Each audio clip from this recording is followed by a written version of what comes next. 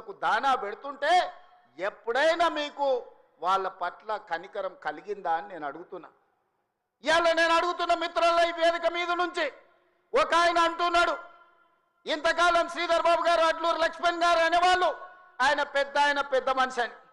ఇక ఆయన పెద్ద ఆయననో కాదో నాకైతే తెలియదు, కానీ ఆయన అంటున్నది ఏందయ్యా అంటే ప్రజాపాలన పోవాలి, పాపాల భైరవుడు రావాలంట. నేను అడుగుతున్న మా మిత్రులను, ప్రజాపాలన ఎందుకు పోవాలి, ఫామ్ హౌస్ల పండుకున్న పాపాల భైరవుడు ఎందుకు అధికారంలోకి రావాలి అని నేను అడుగుతున్న ఈ వేదిక మీద నుంచి. ప్రజాపాలన ఆ పెద్ద ఆయననో వాళ్ళ తాతనో వాళ్ళ ముత్తాతలో తెస్తే రాలేదు. ఈ ప్రజాపాలన వచ్చింది లక్షలాది మంది కాంగ్రెస్ పార్టీ కార్యకర్తలు త్యాగం చేసి తమ రక్తాన్ని చెమటగా మార్చి భుజాలు కాయలు కాసేలా మువ్వన్నెల జెండాను మోస్తే ఈనాడి ప్రజాపాలన వచ్చింది. నీ నెత్తి మీద దరిద్రం ఉండి నువ్వు జగిత్యాలలో ఓడిపోతే, ప్రజలు తిరస్కరిస్తే, నీకు మంత్రి పదవి ఇవ్వకపోతే ప్రజాపాలన పోవాలనా? ఇవాళ నిన్ను పెద్ద మనిషి అని మేము పిలవాలనా? పెద్ద మనిషి అని పిలిపించుకునే అర్హత నీకు ఉన్నదా అని నేను ఈ వేదిక మీద నుంచి అడుగుతున్నా. నేను అడుగుతున్నా, ఇవాళ పెద్ద మనిషిని ప్రజాపాలన ఎందుకు పోవాలి, పాపాల భైరవుడు అధికారులు ఎందుకు రావాలో నువ్వు జవాబు చెప్పాలి. నీ పదవి కోసం, నీ అధికారం కోసం, నీ ఆకాంక్ష కోసం ఆనాడు 1983 చరిత్ర వెనక్కి వెళ్ళి ఆయన పుట్టు పూర్వతరాలు పుట్టు మచ్చలు ఇవ్వాలి. ఈ వేదిక మీద నుంచి నేను చెప్పదలుచుకున్నా. ఆయన నీతేంది, ఆయన జాతేంది, ఆయన దోస్తేందో ఇవాళ మీ అందరి ముందర నేను విజ్ఞప్తి చేయదలుచుకున్నా. మిత్రులారా, 1983లో తుమ్మల నాగేశ్వరరావు గారు సజీవ సాక్షి. ఆనాడు అన్న పెద్దలు నందమూరి తారక రామారావు గారు యువ న్యాయవాదిగా జగిత్యాలలో న్యాయవాది పదవిని బాధ్యత నిర్వహిస్తుంటే పిలిచి భుజం తట్టి నీకు ఎమ్మెల్యే టికెట్ ఇచ్చి నీకు ఎక్సైజ్ శాఖ మంత్రి ఇస్తే సంవత్సరం తిరిగే లోపలనే అన్న ఎన్టీఆర్ను వెన్నుపోటు పడిచి నాదెండ్ల భాస్కరరావుతోని జట్టు కట్టిన నువ్వు నాదెండ్ల భాస్కరరావు సోపతిని వదిలి కాంగ్రెస్ పార్టీలకు వచ్చి 40 సంవత్సరాలు పూర్తయింది. నేను అడుగుతున్నా పెద్ద మనిషిని, ఈ 40 ఏళ్ళు జగిత్యాల నియోజకవర్గమే కాదు కరీంనగర్ జిల్లాలో ప్రతి కాంగ్రెస్ పార్టీ కార్యకర్త 14 ఎన్నికల్లో 11 సార్లు ఎమ్మెల్యే, 3 సార్లు ఎంపీ, 1 సారి ఎమ్మెల్సీ, 14-15 సార్లు బీభావిస్తే దుఃఖాన్ని దిగముంగుకొని ఎన్టీఆర్ను వెన్నుపోటు పడిచిన నిన్ను, నాదెండ్ల భాస్కరరావు అనుచరుడైన నిన్ను ఎమ్మెల్యేగా, ఎంపీగా, ఎమ్మెల్సీగా ఏ ఎన్నికల్లో పోటీ చేసినా వేలాది మంది కాంగ్రెస్ పార్టీ కార్యకర్తలు నిన్ను భుజాల మీద మోసిన మాట నిజం కాదా? పల్లకిలో అసెంబ్లీకి పంపిన మాట నిజం కాదా? మిత్రులారా, 40 ఏళ్ళు నీ కోసం, నీ పదవి కోసం, నీ కుటుంబంలో జడ్పీటీసీ, ఎంపీపీ ఏ పదవి వచ్చినా నీ కుటుంబానికి ఇచ్చుకున్నా జగిత్యాల కాంగ్రెస్ పార్టీ కార్యకర్తలు మౌనంగా నీ కుటుంబానికి ఊడిగం చేసిన మాట నిజం కాదా? గ్రామంలో ఉన్నోడు గ్రామంలో ఉండాలి, మండలంలో ఉన్నోడు మండలంలో ఉండాలి, జిల్లాలో ఉన్నోడు నియోజకవర్గంలో ఉన్నోడు నియోజకవర్గంలో ఉండాలని పాపంది చేసింది నువ్వు కాదా? మొన్న నేను జగిత్యాల కార్యకర్తలను కలిస్తే ఒక్కొక్కరు తమ కష్టాలను మనసు విప్పి మాట్లాడుతుంటే నాకు ఆశ్చర్యపోయినా.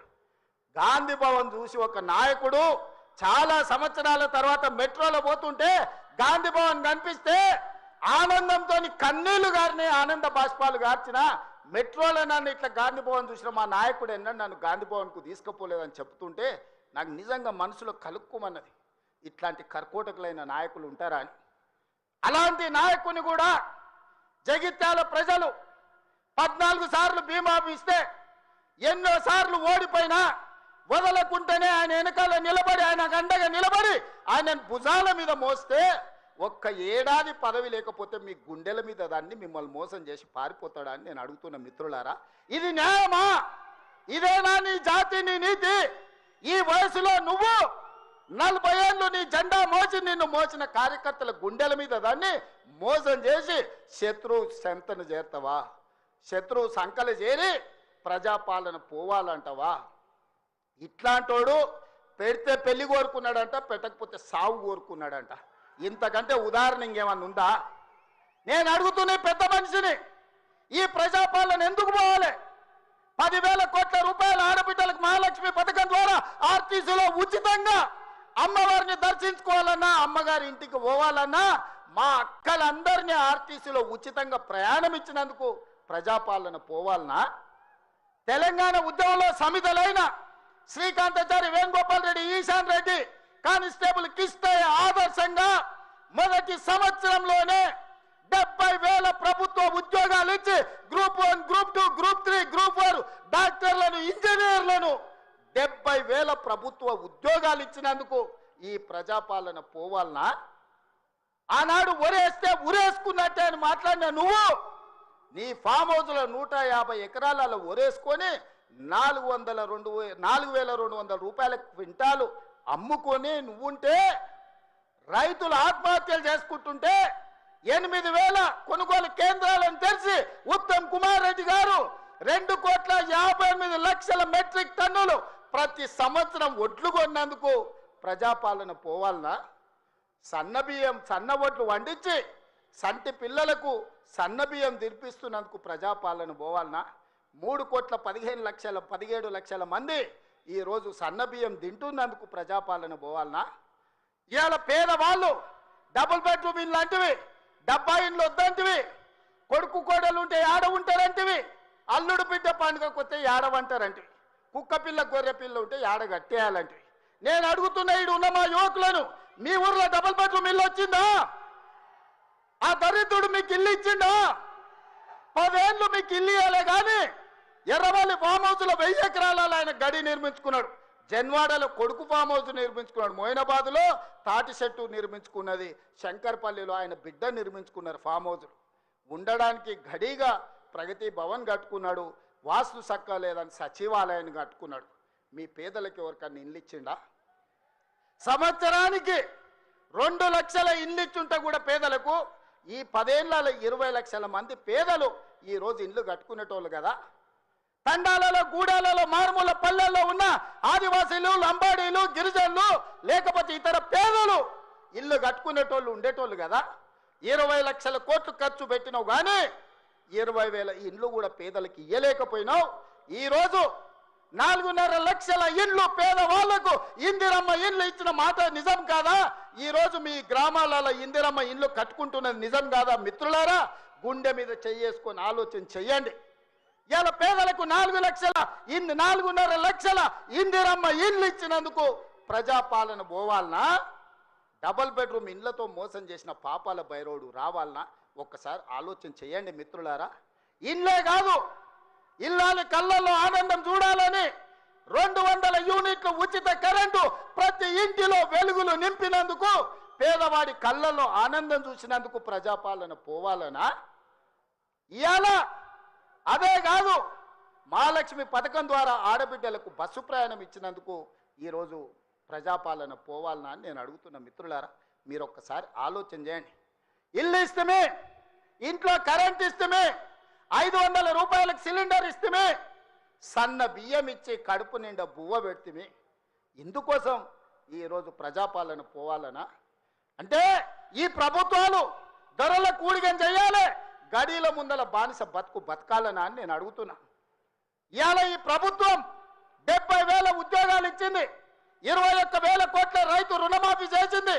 ఈ ప్రభుత్వం 28 నెలలలో రైతులకు 1,50,000 కోట్ల రూపాయలు ఖర్చు చేసిన మాట నిజం కాదా?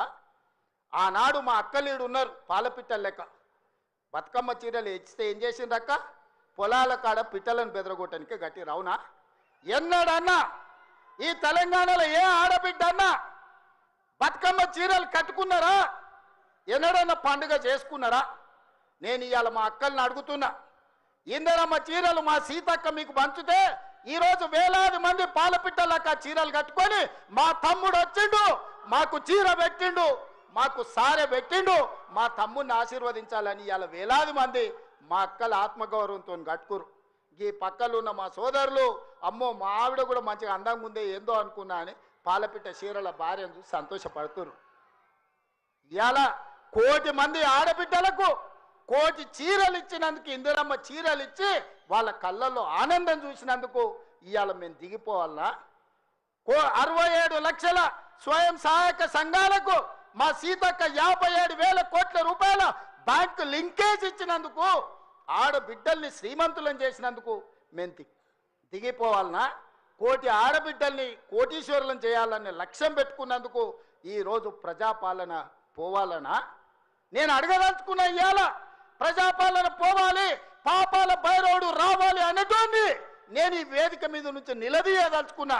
నీకు సిగ్గు శరము ఏమైనా ఉన్నదా ఈ మాట మాట్లాడడానికని? నీకు పదవి రాకపోతే ప్రజాపాలన పోవాలనా? ఇవాళ రైతులను పొట్టన పెట్టుకొని ఈ పాపాల భైరవుడు చేసిన పాపాలు మీకు తెలియదా?